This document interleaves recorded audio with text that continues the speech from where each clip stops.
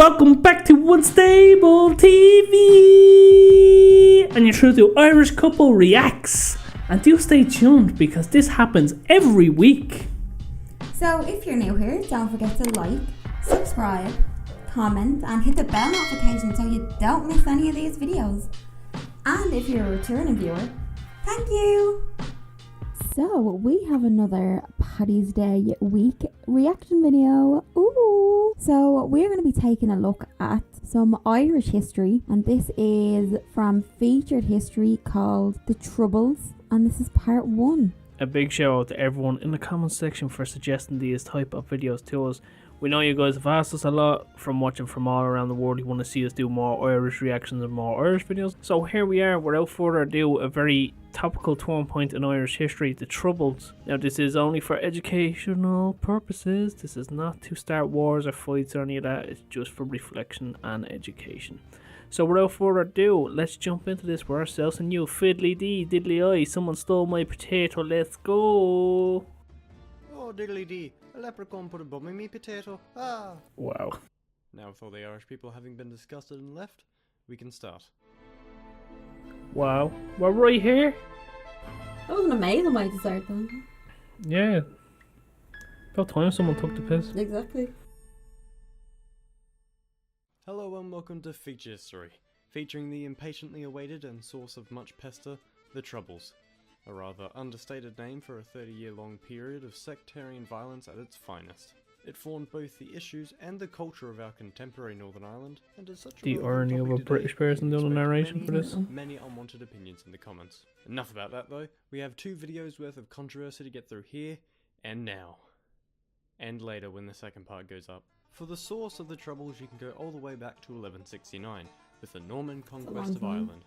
But for the sake of brevity, I'm going to try to rush to the 20th century. Irish leaders for many centuries would struggle politically with English kings, and this peaked with the Protestant Reformation that saw the majority of England turn Protestant with their monarchy, and the majority of Ireland remain Catholic. A rebellion in the late 16th century saw new efforts to assimilate the Irish, by just replacing who the Irish were. Protestant English and Scottish were sent to Ireland to attempt to colonise the island, and saw success in the north, or as it is otherwise known by, Ulster. The following English Civil War and Glorious Revolution would see the Irish Catholics ally with the losing side, leading to penal laws being placed on them by the Protestant English Parliament. During the Great French Wars, the French would provoke a Protestant-led rebellion for Irish independence, which caused the British government to claim Ireland as a core part of their kingdom and bring them under further control. Concessions would be made with the Catholic emancipation in 1829, but it did little to improve their position.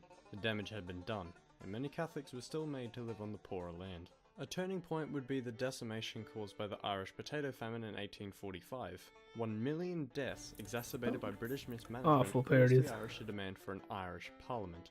Some demanded for full Irish independence, but the most popular movement was that of Home Rule. It'd see a self-governed Ireland within the United Kingdom. Its bill would finally be passed in 1912, much to the scrutiny of the mostly Protestant Ulster loyalists in the north. It'd however be placed on hold given the outbreak of the First World War. Some more radical Irishmen would come out against British rule in 1916, dubbed the Easter Rising. It'd fail, but when the insurrectionists were executed by the government, the rebels would become martyrs. Their fringe movement turned to public outrage. 73 members of the Irish Republican Party, Sinn Féin, would be elected to the British Parliament in 1918, and would refuse to attend the Parliament in London, instead choosing to form an Irish Parliament in Dublin in 1919. This action would spark the War of the Independence that saw the Irish Republican Army brought together to fight for, well, an Irish the IRA. The Anglo-Irish... Now, just pausing that where it says the IRA. So, the reason why I'm pausing that is because growing up in Ireland, you will hear someone talk about their 4th, 7th, 8th cousin knows someone in the IRA. Stop doing that at sessions, it's annoying. So far, very good history.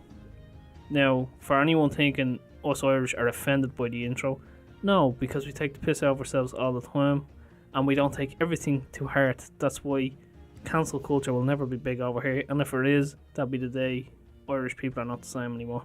The irony of hearing the Troubles from a British person there right now, that's how far we've come. We totally do not have any hate against him. Absolutely not.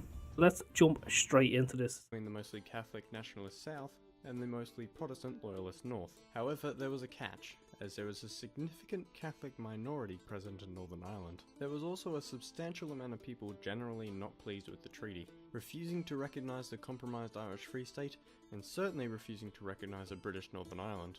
The stem of the IRA would break off as the anti-treaty IRA and fight in a civil war, only to be put down in 1923 and have the Free State be affirmed. These wars had caused a drift in Northern Ireland.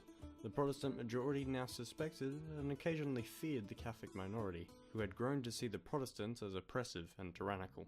Over the course of several decades, segregation became normalised between the two communities. In hiring, education and housing, Protestants and Catholics rarely mixed. The anti-treaty IRA still existed, however dormant. It had begun to see an influx of Marxists, much to the annoyance of the older, more traditional members.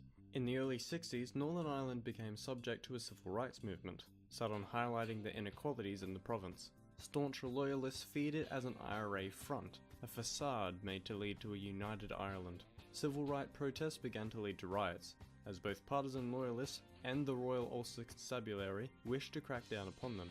This led to a great number of Catholics rejecting the RUC's authority, attempting to create their own institutions, as seen in the self-declared autonomous area of Free Derry. Tensions had been rising steadily since 1966 and would climax in '69. A Protestant parade was set to move through a Catholic area of Londonderry, or whatever you want to call it so you don't get mad. Protestants and Catholics would initially begin slinging any old crap at each other, leading to clashes. As the police moved in to crack down, battles erupted. This is known as the Battle of the Bogside. Hundreds of police and civilians were injured in the riots, and the officers of the constabulary would be pushed from the Bogside area. By the third day of rioting, things had become intense, and the Northern Irish Prime Minister requested British troops to relieve the officers. A battalion would intervene as a neutral force to separate the residents from the police and bring an end to the battle. With the news of the battle spreading quickly, agitated Irish nationalists began to break out in protest, and the Ulster Loyalists, fearing a total uprising, began to clash with nationalists, causing widespread violence across Northern Ireland. With an overwhelmed and accusedly biased constabulary not of much help, the British Army would have some serious trouble maintaining law and order. The army had initially been welcomed as a neutral force into the Troubles. The nationalists and loyalists both believed the army was there to protect them from the other. As the violence continued, however, some nationalists began to believe too little was being done to quell the violence against them. The divide in the population was clear, but beneath the surface another divide had formed. In the IRA, the traditionalist Republicans broke away from the Marxist bunch due to the perceived unwillingness of their leaders to protect nationalist communities. This new provisional IRA would soon dwarf its paternal organisation. They had, though, inherited a crumbling support. Few wanted the help of a paramilitary gang. This changed when in the Battle of St. Matthews in 1970, a local IRA beat back an armed loyalist mob in a shootout, serving to guard a Catholic nationalist enclave. It was a significant propaganda victory for the organisation. The British Army looked to disarm this violence. It would enter the infamous Falls Road area of Belfast, a nationalist stronghold, to seize arm dumps. They were thorough and harsh in their action, doing a significant disservice to their reputation. In the Falls Curfew, the army would come under harassment from both the IRA and angered residents, leading to the unfortunate death of 4 civilians.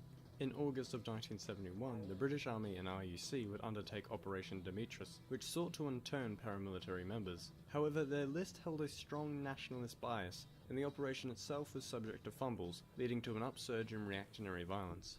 Those interned reported torture. 2 IRA members were killed, 2 soldiers had also been killed, not to mention 20 civilians. It wasn't a good look, to say the least. With nationalist support of the army at an all-time low, and the hopes of defeating the IRA militarily dashed, the soldiers would be turned to local policing, checkpoint duty, and riot control. The unpopular policy of internment continued as well. Imprisonment without trial was seen as the only logistical way to deal with the unrest.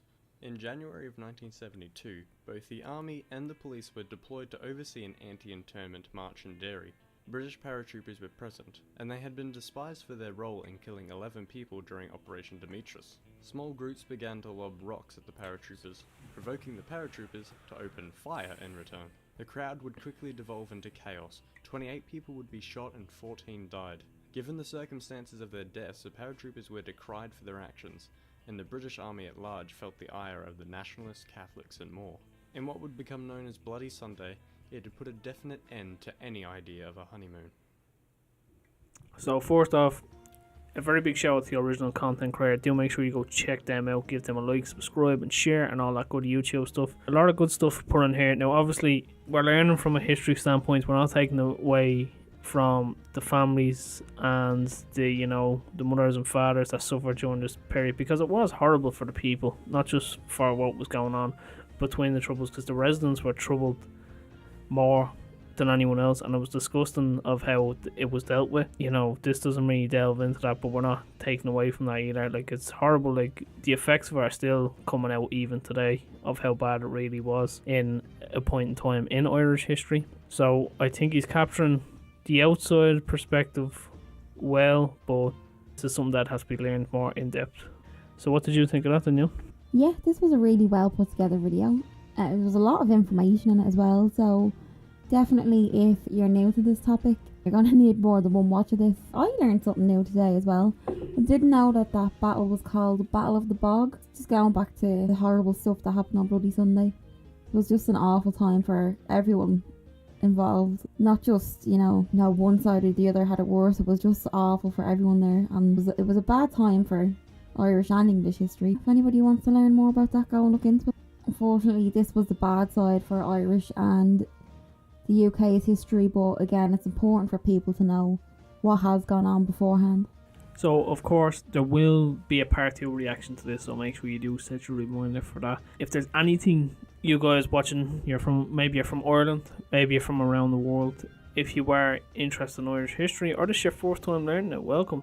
But do check out it further if you are this is your first time learning it. Obviously, we'd love to do more in-depth stuff on it, but some stuff you just can't put up here, and we recommend you go look that up. But in saying that, if you are a history buff on this topic, do let us know your opinions in the comments below, because we would love to hear from you and what further insight you would have on this video. And that has been our 2 cents, and we will chop ourselves out as fiddly. So as always, you are the beautiful people of YouTube, and we have been Unstable TV. So drop a comment below and let us know what you thought of this reaction video. And if you have any suggestions for us to do, let us know too. And as always, we will see you in the next